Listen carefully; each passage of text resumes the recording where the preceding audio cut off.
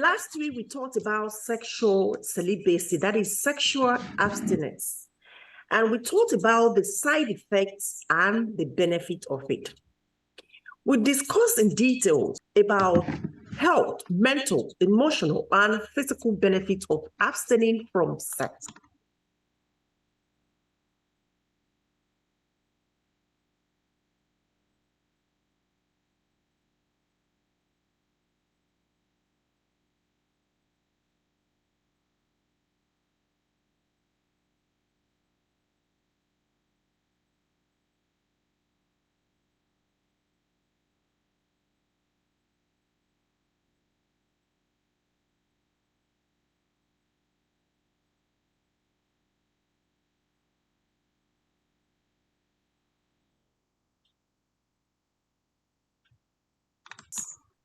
As usual, a question came after the show asking if there is a possibility that one can get viral infection as a result of masturbation.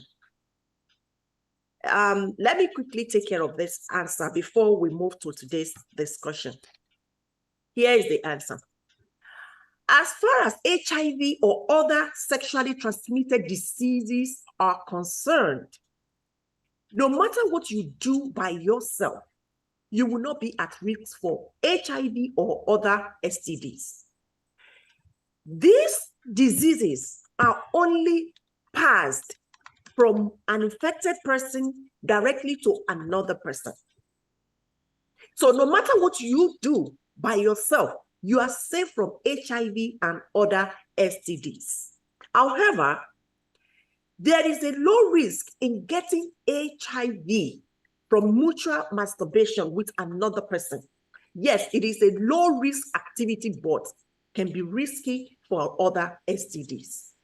And what this means is you have lower risk in getting HIV, but higher risk for STDs. That is what I want you to understand. So now, if you have symptoms of an STD, or if you think you may have been exposed to an STD, even if you don't have symptoms, if you have no symptom at all, it is important to seek medical attention as soon as possible. Yes, please do this to protect yourself, to cure or to stop it from destroying so many things in your system. That is my advice. Since we have this type of question coming right after sexual abstinence, let us discuss why women are more susceptible to sexually transmitted diseases, STDs, after the break. Thank you for watching. I'm Bofa, and this is Healthy Living with Bofa Health and Extension Talk Show. Let's take a break. I'll be right back.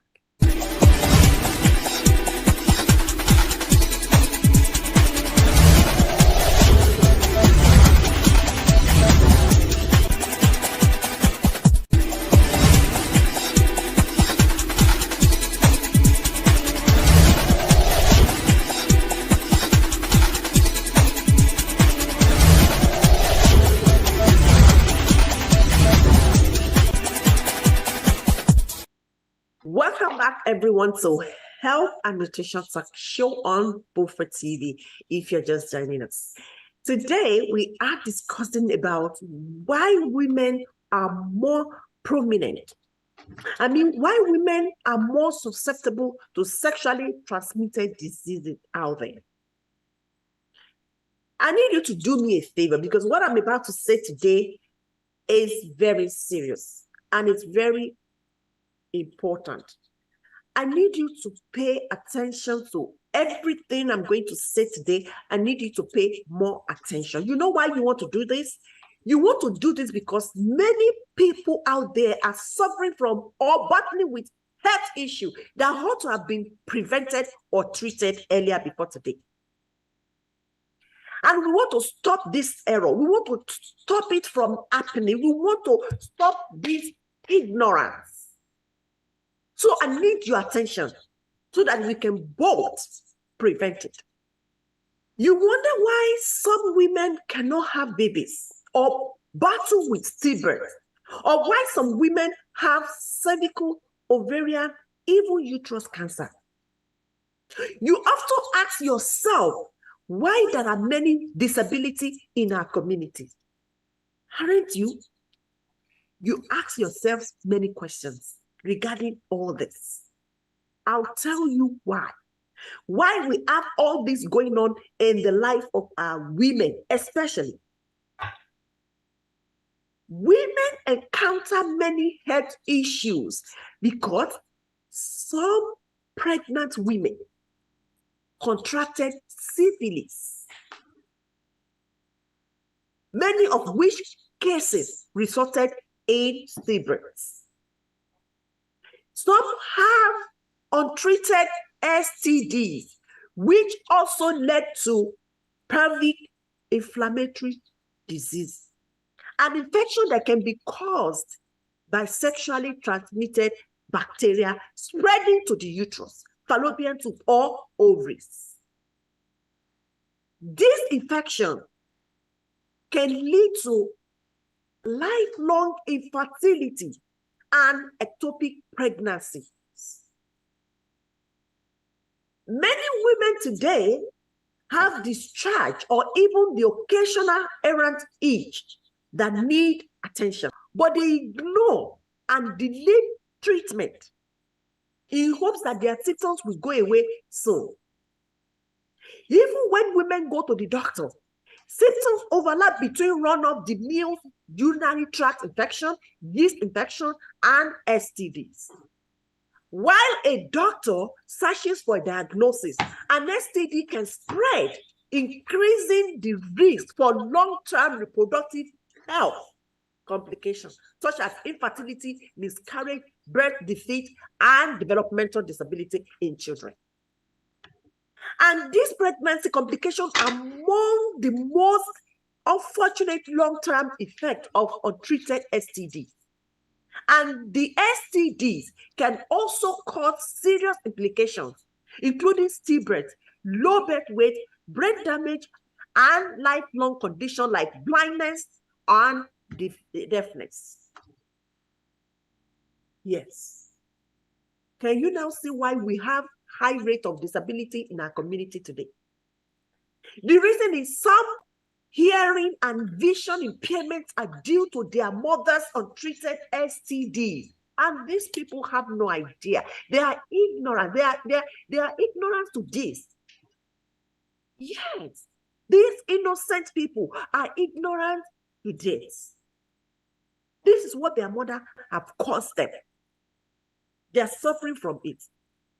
Because the inner lining of the vagina is thin, it makes it so easy for bacteria and viruses to penetrate the body's defenses.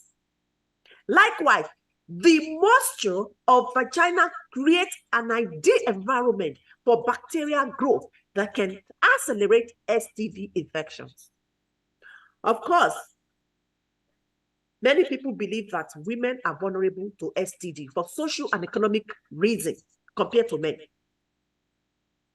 The question is this true or just a myth? Of course, it was true far back to me. That's what I believe. That's the way I see it, because apparently women generally have low status, education, income, and power. Then, which means social and economic dependency limited a woman's ability to refuse unsafe sex or negotiate safer sex. That was then. Not in this era. Not at this time. Yes. You know why? Because women now have high status. We are more educated, enlightened. We earn more income than men, which makes us more powerful than men these days. And this is the reason why some men cannot bear the energy.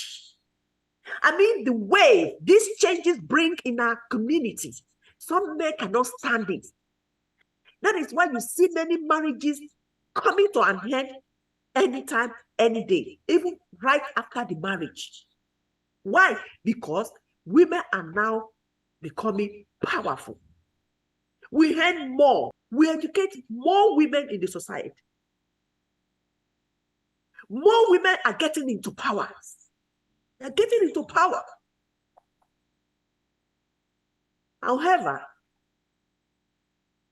this did not change the fact that women are more susceptible to STD. It doesn't change it. It only changes it because we are more educated now. So we know how to be hygienic. We know what to eat. We know the food that will make us feel healthy down there. That's the only difference. It's still not because we are going to have sex. What if we have a man that doesn't have what we have in the head and is already having this bacteria in his body? What do we do? Until we contact it, you will know. The only way you can prevent it is when you want to have the habit of telling your man. If you don't trust your man, make sure you use this condom. Let me tell you, there are some men, they know how to work their things around. Even if they want to have another woman outside their marriage, they look for the best one. Some men, their priority is hygiene. That's what they look for in a woman. If we are more educated, if we have more money coming in than men, if we're doing what men can do now, as women say, we should be able to take care of this habit of contracting infections. Yes, we should be able to prevent it.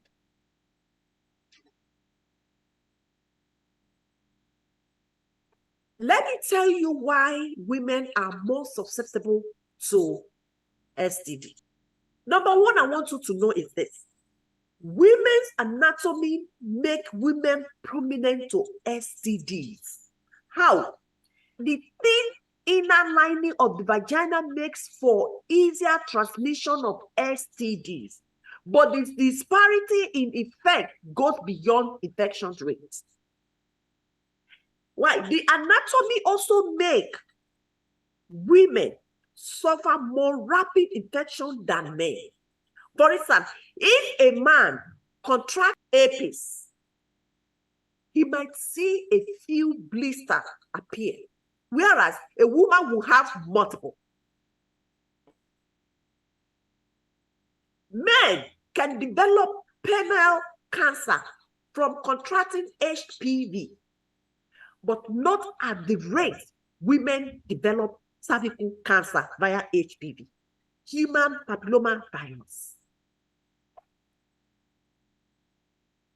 To see a man coming down with HPV, penile cancer, maybe 1 out of 10. And you will see multiple women coming down with cervical cancer, 9 out of 10. Go online and research. You will get the answer there. So symptoms of STD are also harder to catch in women, as many women mistake symptoms for ordinary occurrences. Discharge, itching, or discomfort could stem from several causes, none of which of women may think to be any cause for alarm. When we have discharge, we have itching, we have discomfort, we think it's normal. Of course, women have discharge that is not itchy, that is all. Sometimes you have itchy that is not bringing out discharge. We see as normal thing. So we don't want to do anything. We ignore it. We ignore important case like that, which later becomes severe. Why? Because unlike men, to women, it is normal to have discharge or even the occasional errant itch. Something is normal for them. They don't want to find out whether it's normal or not. Next reason why women are more susceptible to STDs than men is Some women don't feel comfortable insisting on the use of condoms.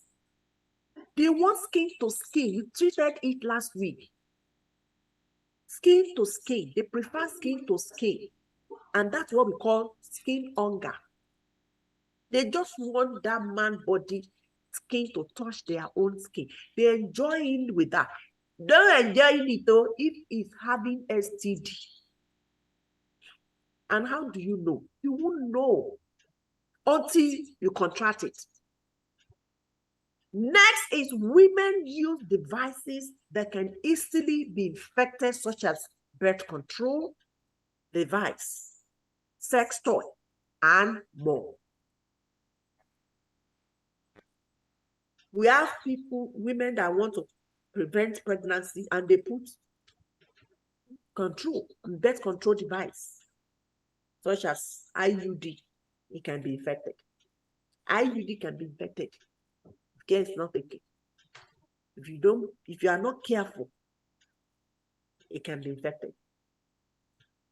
Some women use sex toys. They don't see men around. They grab it from where they put it and start doing it. They use sex. We have lesbians, we have gay, lesbian and gay. We have them. Some use toy, sex toy. Women have idea, this mentality. They are increasingly thinking that introducing devices and implant can prevent pregnancy. No, it doesn't prevent STD. No, it doesn't protect against STD. Unfortunately, it doesn't. Many ladies sit on toilet for too long. I've seen this happening. Even my daughter, when she goes, I go after her because I want to make sure she gets in and get out. And if it takes more than 10 minutes, I'll start yelling. And she will say, Mommy, I just got here. I said, no, I'm looking at my time. I know when you get it. A lot of us these days spend a considerable amount of time sitting in the toilet, not because of poop's delay, because we are busy surfing through our phones, playing games, or actually reading books. Some are so naive. They want to go into the bathroom and be reading while they sit on the toilet. Jesus. To some, toilets have now become like the only place where they can sit down. They can get to break away from the commotion of life and can sit on the throne and do whatever they feel like without any interruption. This is dangerous. It is definitely dangerous. According to the medical experts, no one, I repeat, no human being, both young and old, man or woman, should spend more than 10 minutes in the toilet. In fact, the lesser, the better. Why? Because it can lead to hemorrhoids and protruding blood vessels around the anus. Yes, that happens. If you care to know, it can lead to hemorrhoid. Hemorrhoid. And protrude blood vessel around the anus.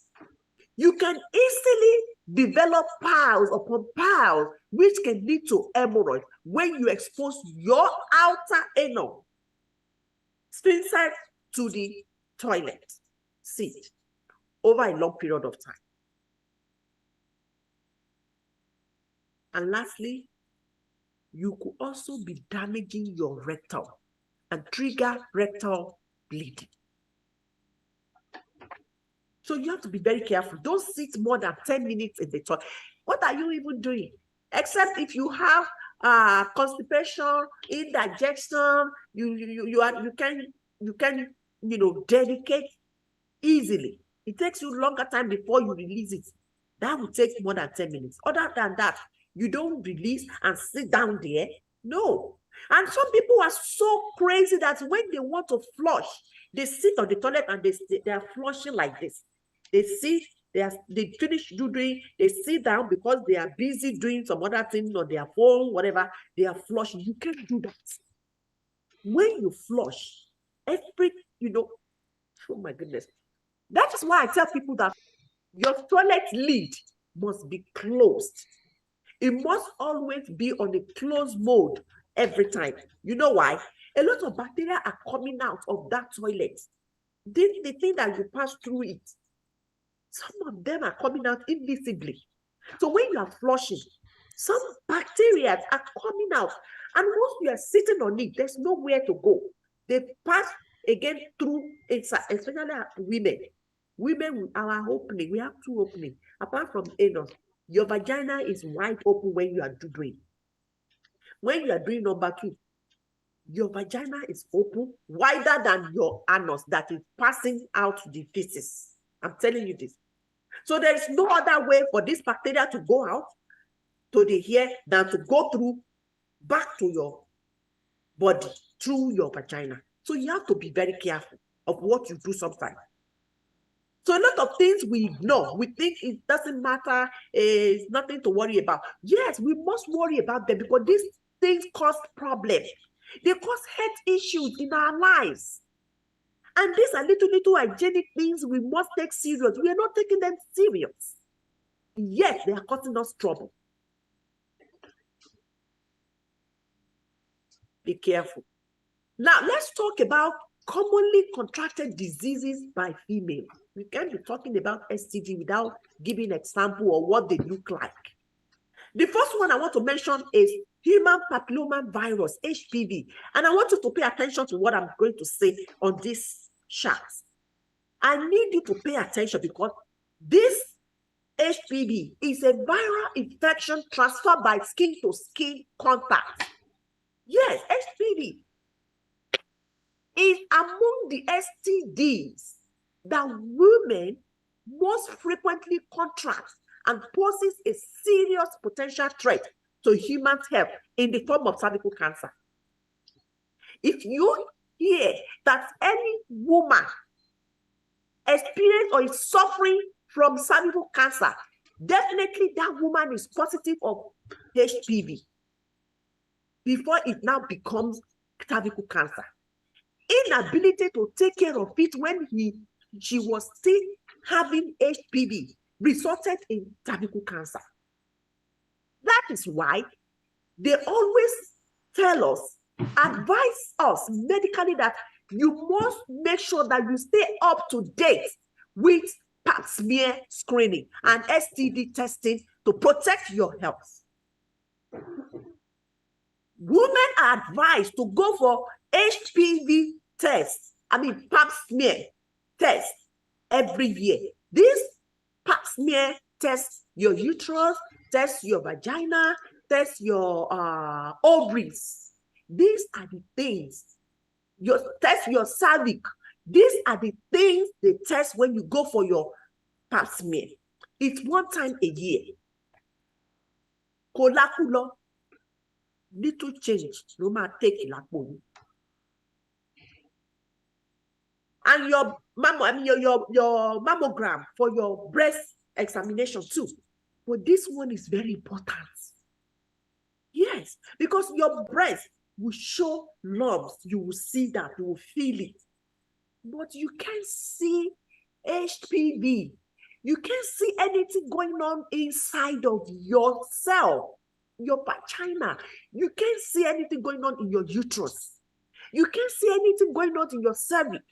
You can't see anything going on down there, my dear, until you go for tests. And the only way you can detect on time is when you go for your annual screening. Please, let us do it. Yes. Let me tell you this. A man and woman can contract this virus. So don't say I'm a man. It's not something I should be worried about. No, be worried about it. You better be worried about it because it doesn't have to be contracted via sex alone. It can be transferred by skin to skin. You know how that happens? If you use your tongue to touch female organ, you contact it, and you then lap it or a coin. If you use your hand like this as a foreplay and you put it, transfer it into your mouth, you contact HPV. So be careful because a man and woman can contact it. Yeah, it's a man and woman disease. The good news is this. HPV vaccine is now available to prevent these HPV types commonly responsible for cervical cancer. And how do you get it? It is recommended for female aged 11 through 26 years of age to be vaccinated of this HPV types. Yes. In fact, they are now begging at age 9 now. You know why? Because we have seen many female girls getting pregnant at the age of 10. If a girl of 10 years can have a baby, that means she gets pregnant at the age of 9. Because it takes 9 months for pregnancy to become a baby. So that is why they bring it back to 9 years now for that vaccine. And it comes in, I think, in 2 doses or 3 doses, because my kids have gotten it. All my kids, they have gotten it. My children have gotten it. And they are doing this to prevent them, to prepare them in case they grown up, they can now have safe sex. Even if they have sex with someone that has this virus, it won't affect them. They will not contact it because they have taken the vaccine that prevents it. Yes. Another one is called chlamydia. Chlamydia is another common STD that really exhibits symptoms in the initial stages. Yes. And the signs are excessive vaginal discharge, painful vaginal sex. If you have pain when your husband is doing it, and you also have excessive vaginal discharge, you have burning sensation, especially while urinating. When you want to urinate, it's very painful. It's burning, like they throw down there, spicy. Or you have spotting between menstrual cycles. That means you have chlamydia. And if you perform oral sex on someone who is affected with chlamydia, the infection can affect your throat. And the symptoms include sore throat, coughing, and fever. Look at the woman you want to do it with. Don't get me wrong. I'm not saying you should not do it. Because we have talked about it that you have to make your woman feel it before you go in. And oral sex is what we are going to be talking about here. All right? So please and please, make sure you know who you are doing it with. There are some women out there, they are as clean as white fabrics. In fact, nothing is going on in their life, in their body. Everything is clean. We have them out there. Look for someone like that. Dirty hands. I'm not talking about them. So for you to know that you don't want to be part of these people that will contract this disease, you have to be conscious of who you deal with. A woman you go to the bed with, that is just it. The next one is gonorrhea. This is a common thing because Women are especially susceptible to gonorrhea. We've known this when we were young. We've been hearing it for a very long time. It's been on. Yes.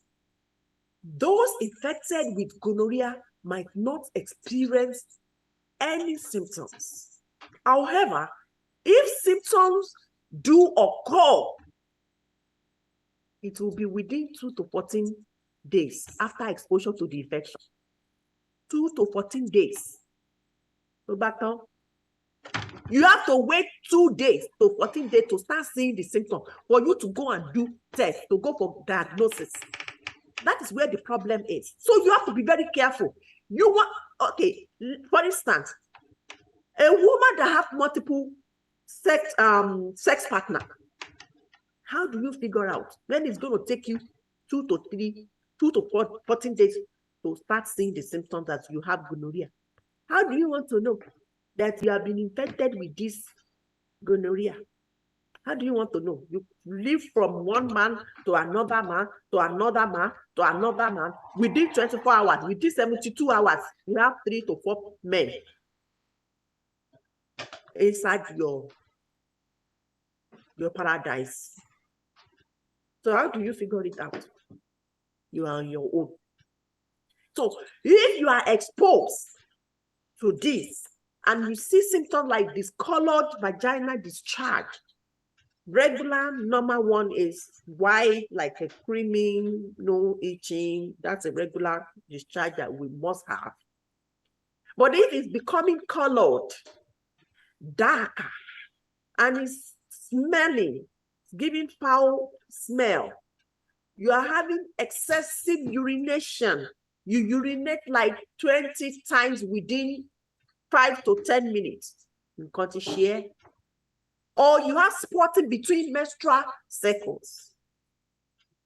If you are not on your IUD will give you spotting. Whether you are doing menstruation, whether it's this week or next week, you just have to be having spotting. That's the sign of, IUD.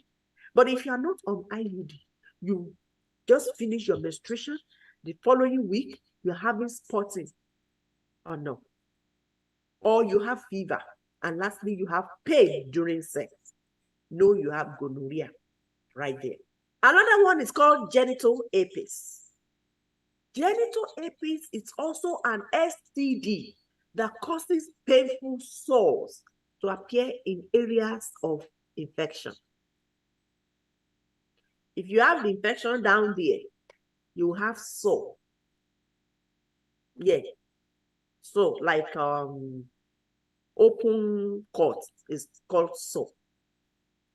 You can find these blisters also around your nose, your mouth too, or any part of your genitals. And if you are infected with this, infected person can expect swelling lymph nodes,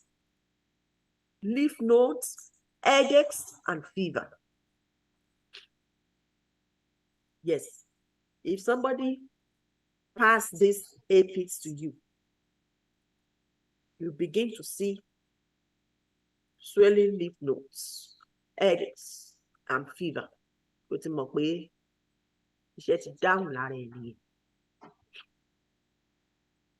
Now, let's talk about who are at risk of developing STDs.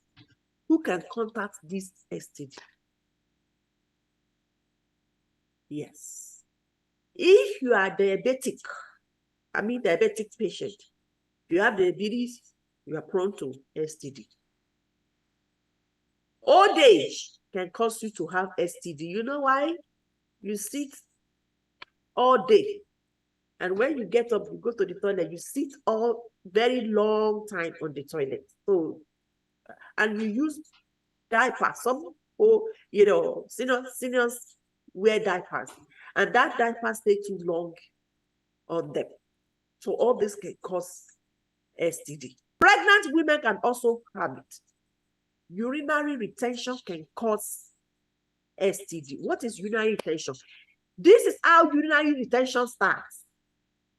If you are feeling pressed down there, you want to urinate, and you are driving or you are walking, you are in America, you can't just, like in Nigeria now, if you want to do number one, I mean number two, number. If you want to urinate, they can just, men, it's even good for men. Come and sit down. They just sit down. Blah, blah, blah, blah. But women don't want to do that, right? So if you are driving or you just feel that you cannot do this and you are so pressed, it's going to take you 30 to 40 to 1 hour to get up, and you are holding the urine. It's dangerous. So urinary retention can cause STD. Urinary catheterization can also cause it. Fecal incontinence can also cause it. Renal stone can cause it. Multiple partners for intercourse can cause it. History of STI, sexually transmitted infections, can cause it. That means if you have had this infection in the past, you can have it now. It can come back or make you vulnerable to this STD.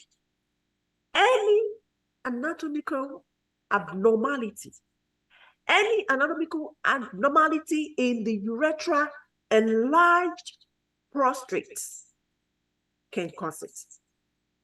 Consuming spicy and heavy food, lastly, can also cause it. So all these category of people or all these conditions can make one at risk for developing this STD. Some women feel itching down there. They occasionally see discharge or some stuff down there and get worried. This is it. You don't have to be worried. Occasional vaginal itching is common and often resolves on its own if it is normal. All women, adults, must have discharge. Number one, not smelling, not itching, not giving foul, smell or colored discharge. It's normal. If you have itching and it's no more than 24 to 72 hours, it's normal. In the moment your itching or your discharge is becoming severe and it's becoming more than 72 hours, that means there is a problem. There is a possibility that you have dermatitis. Yes.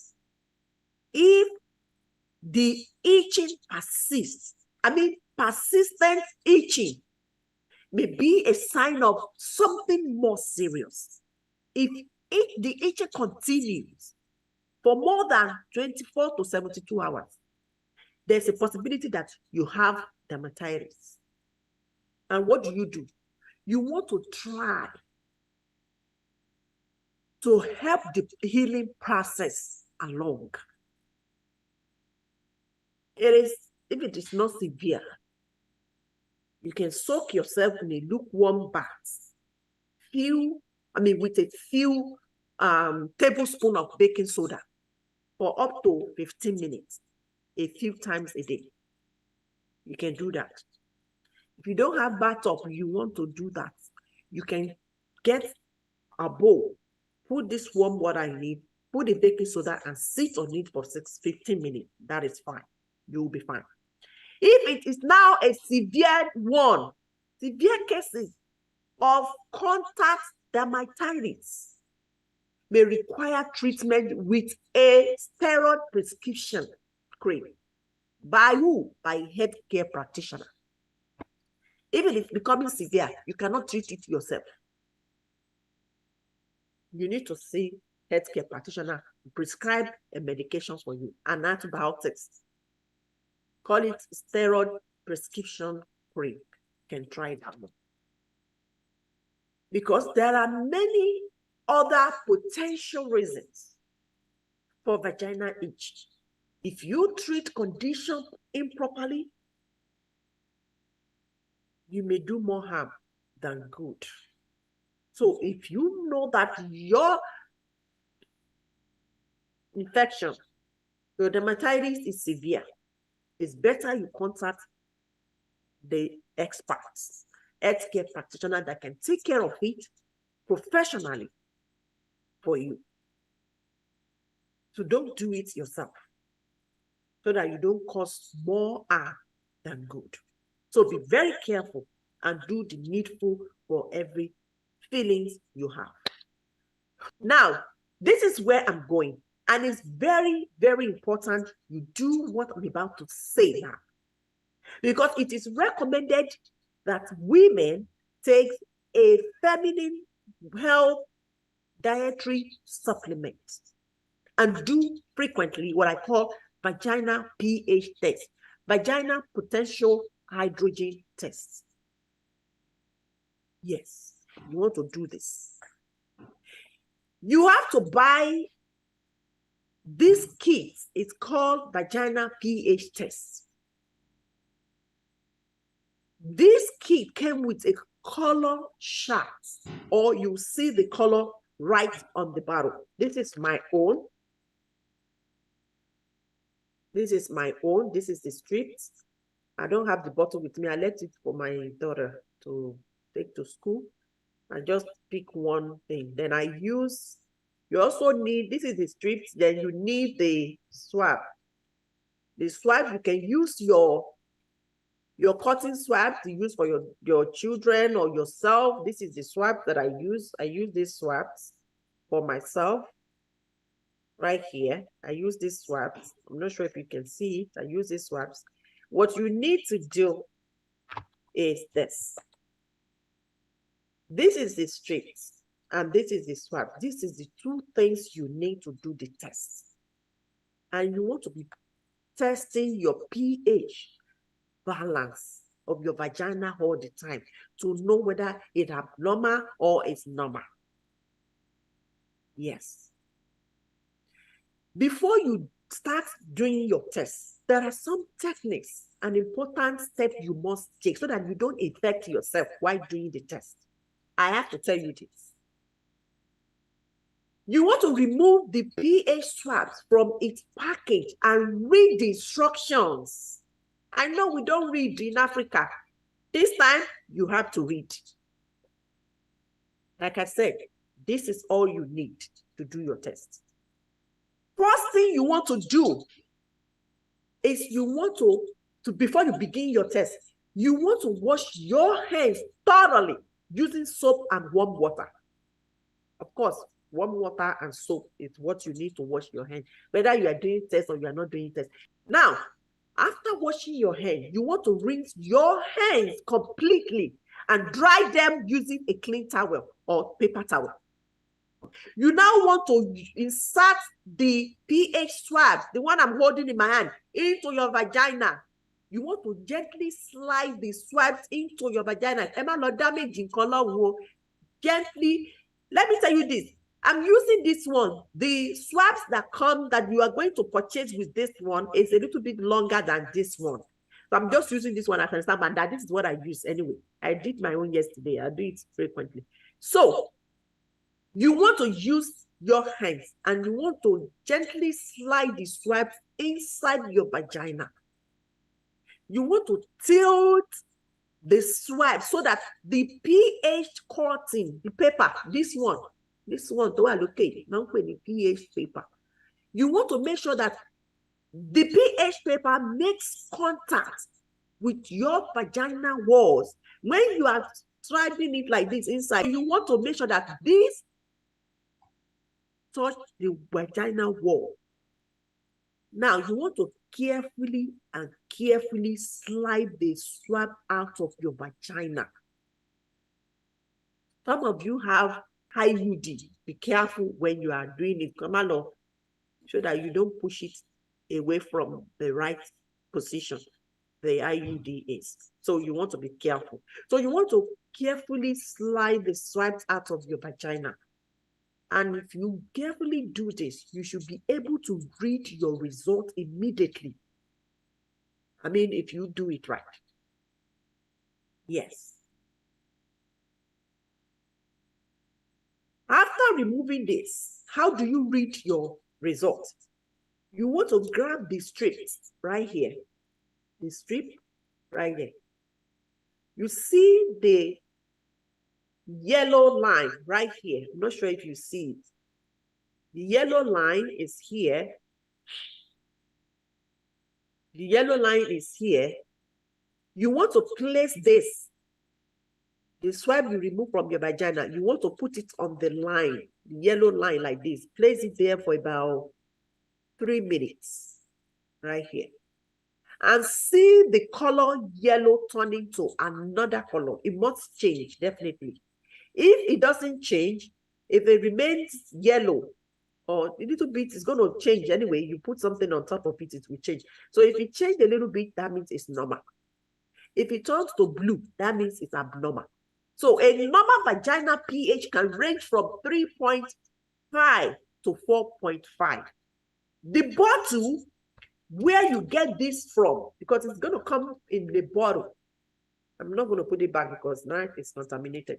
So this come in the bottle like this. My own is not here, but the bottle always look like this. So it comes in the bottle like that.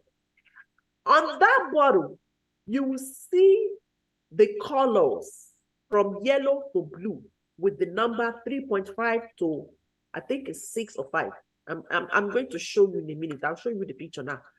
So you will now use the strips of your results to compare which color your result falls into. Once you see the color, it will tell you the number. Meanwhile, you will see the color right here. You will see the number next here, and then it will tell you from so to so, which is from 3.5 to 4.5 is normal. From 5 to 6 is abnormal. It's going to tell you. That is how you read your pH level.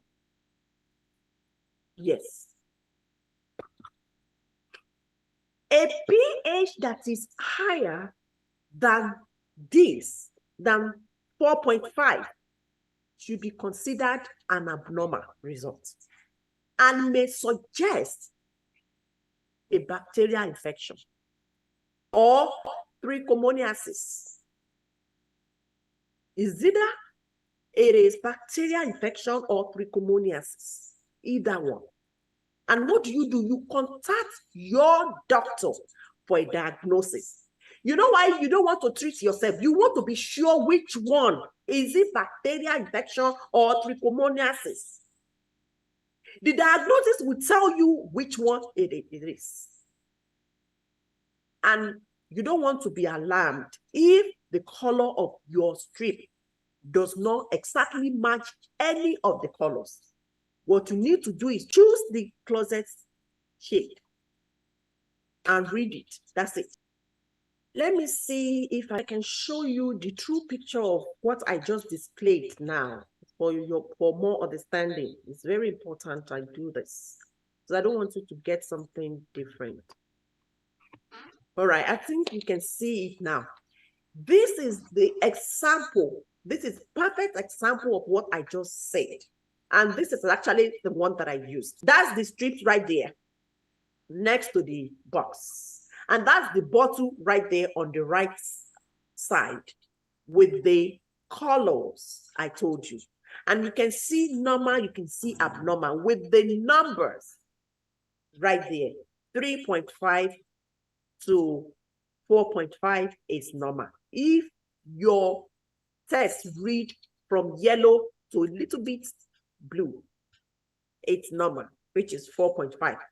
Anything outside that box, outside 4.5 box, that means it is abnormal.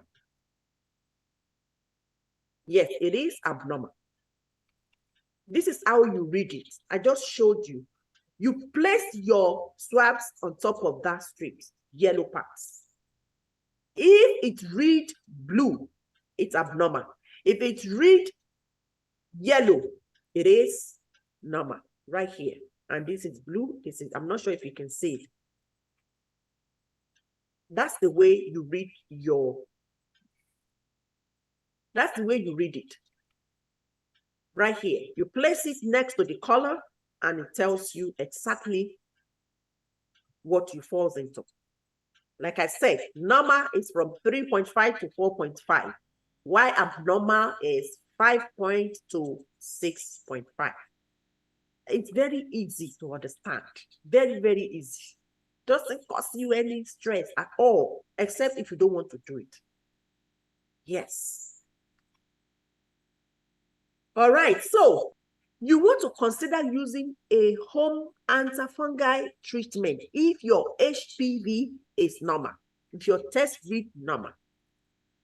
If you are showing symptoms of a vaginal infection, such as itching, burning, odor, or discharge, and you have a normal pH, chances are high that you have a yeast infection.